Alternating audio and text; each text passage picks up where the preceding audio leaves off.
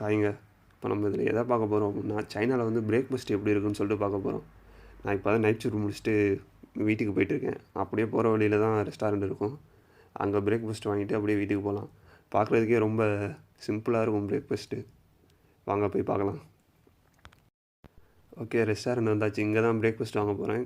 Restaurant ரொம்ப ஃப்ரீயாக இருக்குது. ஏன்னா மதியான டைமில் வந்தோம்னா ஃபுல்லாக க்ரௌடாக இருக்கும். இந்த மார்னிங் டைமில் வந்து மேக்ஸிமம் இங்கே பிரேக்ஃபாஸ்ட்டு சாப்பிடுவாங்களான்னு தெரியல. ஆனால் கையிலேயே வாங்கிட்டு போயிடுவாங்க. இங்கே உட்காந்து சாப்பிட மாட்டாங்க மேக்ஸிமம் பிரேக்ஃபாஸ்ட்டு. அவங்க என்ன இருக்குன்னு சொல்லிட்டு பார்க்கலாம். ஏன்னா இங்கே நிறையா ஃபுட்டு வச்சுருப்பாங்க சம்டைம் வந்து மார்னிங்லேயுமே. ஆனால் வந்து நான் எனக்கு தெரிஞ்சது மட்டும்தான் வாங்குறது. எப்படின்னா அந்த பீனட்டு, எக்கு இது மாதிரி மட்டும்தான் பார்க்குறது. தெரிஞ்சது மட்டும்தான் வாங்குறது. மற்றதை இன்னும் நான் எதுவும் டேஸ்ட் பண்ணி பார்க்கல அந்தளவுக்கு அதிகமாக. எனக்கு இன்னும் ஃபுட்டும் செட் ஆகலை சைனாவில். நம்ம அப்படியே கார்டை அதை ஸ்வைப் பண்ணிட்டு அப்படியே எடுத்துகிட்டு போக வேண்டியது தான் வீட்டுக்கு. வீடு இங்கே பக்கம்தான். எப்படியும் ஒரு 200-300 மீட்டர் தான் வரும். அவ்வளோதான் வீடு பக்கம்தான். எனக்கு இங்கே பெனிஃபிட் என்னென்னா கம்பெனி வீடும் ரொம்ப பக்கத்தில் இருக்குது. அதான் எனக்கு பெனிஃபிட்டாக இருக்குது.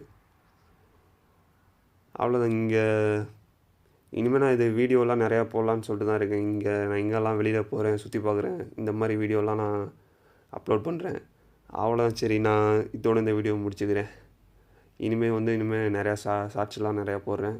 ஓகே, பாய்.